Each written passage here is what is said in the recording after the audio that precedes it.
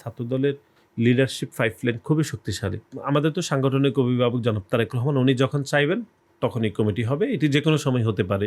একটু আপনার কাছে জানতে চাই যে 2024-এর শুরুর দিকে সম্ভবত ছাত্রদলের কমিটি ঘোষণা হয়। সেই কমিটির ইতোমধ্যে মেয়াদ শেষ হয়েছে। জি।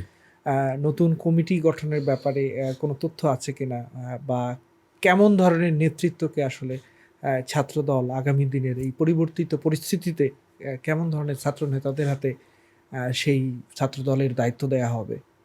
আমরা 2024-এর 1 মার্চ আমাদের দায়িত্ব দেওয়া হয়েছে। দায়িত্বের পর থেকে আমাদের অভিজ্ঞতা আসলে খুবই ভিন্ন ভিন্ন। আমরা 3টি সরকার দেখেছি। এটা খুবই ইন্টারেস্টিং যে আমরা দায়িত্ব পাওয়ার পরে 1 মার্চ থেকে আগস্টের 5 তারিখ পর্যন্ত আমাদের খুনি হাসিনার সাথে আমাদের ফাইট করতে হয়েছে। এরপরে ইন্টারিয়াম গভর্নমেন্ট আমরা দেখেছি। এখন একটা গণতান্ত্রিক সরকার, জনাব তারেক রহমান মাননীয় প্রধানমন্ত্রী। সুতরাং একটা ভিন্ন ভিন্ন আমাদের এক্সপেরিয়েন্স হয়েছে।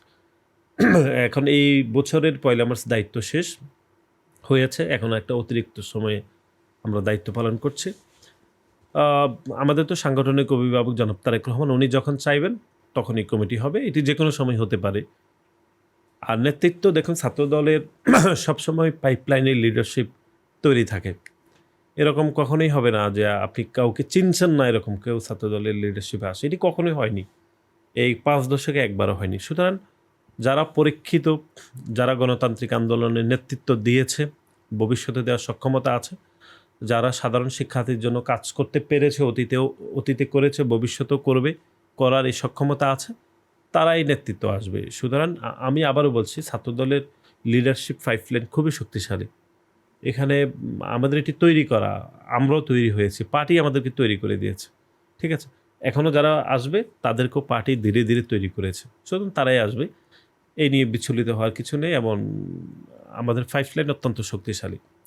নাসির, শেষ করার আগে একটু জানতে চাই যে আপনি তখন ছাত্রদলের সাধারণ সম্পাদক হিসেবে কাজ করছেন, দায়িত্ব পালন করছেন, এবং আপনি বললেন যে যেকোনো মুহূর্তে হয়তোবা নতুন কিছু ঘোষণা আসতে পারে, আপনাদের কমিটি মেয়াদ শেষ হয়ে নতুন কমিটি আসতে পারে।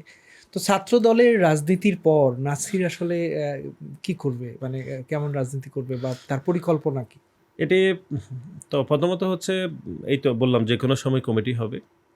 একটি বিষয় হচ্ছে, আমি তো যেহেতু এই ছাত্রদলের একটা শীর্ষ পদে ছিলাম, ন্যাশনাল পলিটিক্সে তো থাকবই, সেটি বিএনপি অথবা বিএনপি, অন্য সহযোগী সংগঠন আছে আমাদের আরও কয়েকটি, সেখানেও কাজ করতে পারি বা মূল দলেও কাজ করার সম্ভাবনা আছে।